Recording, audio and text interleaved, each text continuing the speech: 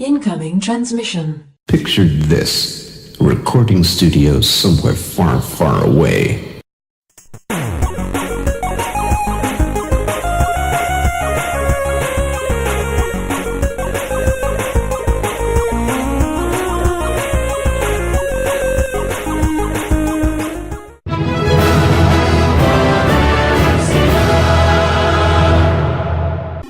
Welcome, watchers of illusion, to my castle of confusion on the 28th of March. And where's the month gone? I'm looking at two games today, both homebrew, and the first one we're looking at is Double Bubble, which is actually quite cool. The idea is basically you control one bubble, you've got to go and collect the other bubble and take it to the exit without running into spikes, enemies, or running out of time. Now you're going to see that the other bubble follows you, but not quite as quickly as you move. So this is a real game of skill and planning out your routes, really. But you don't have a lot of time. It really does keep you on your toes. Now as soon as you touch the blue bubble, it starts to follow you. So you've got to be careful. Because if I suddenly move in a different direction and the bubble is not on the same level as I am, it will cascade into some spikes. Just exactly like that, you see. So that's really, really quite tricky to do. But you'll get it, it's trial and error. It's a trial and error game, but I think for all of you puzzle enthusiasts out there, you're going to absolutely love it. It's nice to see so much homebrew on the spectrum these days. It's absolutely amazing. To think that the hardware was capable of this, and we never actually got to see anything close to this in the day. I think probably Rainbow Islands was maybe one of the closest things to what we've been seeing as of late. But this game, and all the games that I've seen recently, are absolutely gobsmacking. Absolutely brilliant. A lot of thought's gone into this game, as you can see. The level design's great. We have a rendition of, I think it's Greensleeves in the background, which is really nice. Oh, by the way, those clocks will extend your time, and you're going to need those, by the way. Just so you're aware, if you see a clock on a level, there's usually a damn good reason why it's there. You can see here that there's that dude flapping around up there. It's really quite nice. I like the layout as well. Colours are nice. Animations are smooth as. And, yeah, always make sure you grab the clocks. Here we go again. So we're going to make sure he goes underneath the platform before I'm going to move again. So that's, you can see why you need the actual time bonus. Now, I go that way, he's going to get me. So you see, it's trial and error. So it gives you a nice healthy amount of lives to play with as well. So that's nice. So you're not always going to be sort of like, oh, I've run out of lives again. You get quite a lot to play with. Like I said, a lot of it's trial and error. So we're going to go the other way this time, and we should be able to avoid him. There we go. So it's a thought process. It's really nice. It's like a brain training game, puzzle game. Love it. Absolutely love it. Very, very tricky in parts, though. I will warn you now that the frustration level will probably get to you at some point. But hey-ho. Just so you know, today is a double review for Homebrew. So this is the first one of two. This is, like I said, Double Bubble. I think you'll quite enjoy this one. We've got another game lined up immediately after this one, which is... what's it called? No, I can't. I'll get it in a minute. But yes, you've got to guide your bubble round to the exit while collecting the second bubble, and that's game over for me. And let's move on to the next game.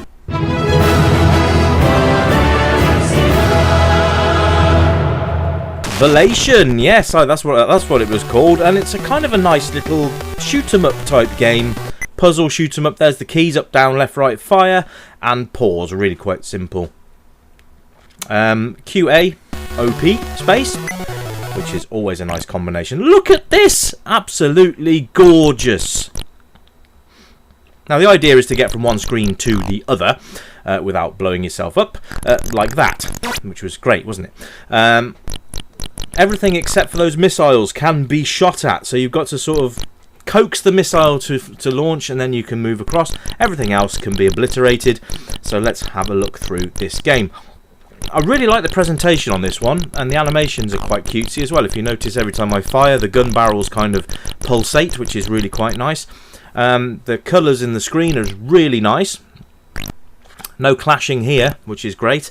I love the blues, the different coloured blues and the whites. They all mix together really, really well. Now, if you look over there, in the middle of the screen, you can see something firing. Every time his ammunition hits the wall, it explodes in kind of a nice little shower. I think that's really quite neat as well. And that the bullets absolutely follow you around the screen. Now, you can't go backwards in this game, so once you've actually started to get through the screen, there's no going back.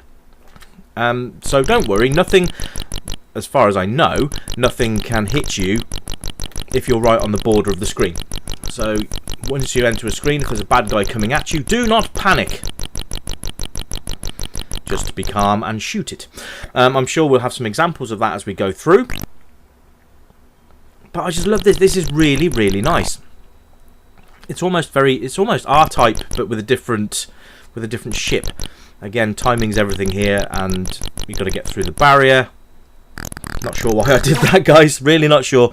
But yeah, time yourself through the barriers. There's no point in me shooting anything because you can't. Try and get the missiles to launch, and then you're free. I love this. Absolutely brilliant game. And I suspect it's actually quite hard. You can see in the bottom left, that's your lives. I'm not sure what the 110 is. I don't know if that's your progress or score. But I really like the presentation of the screen. It's really, there you go, 1 of 11. So I think every time we get through a screen, 112. There we go. So the presentation on this is brilliant.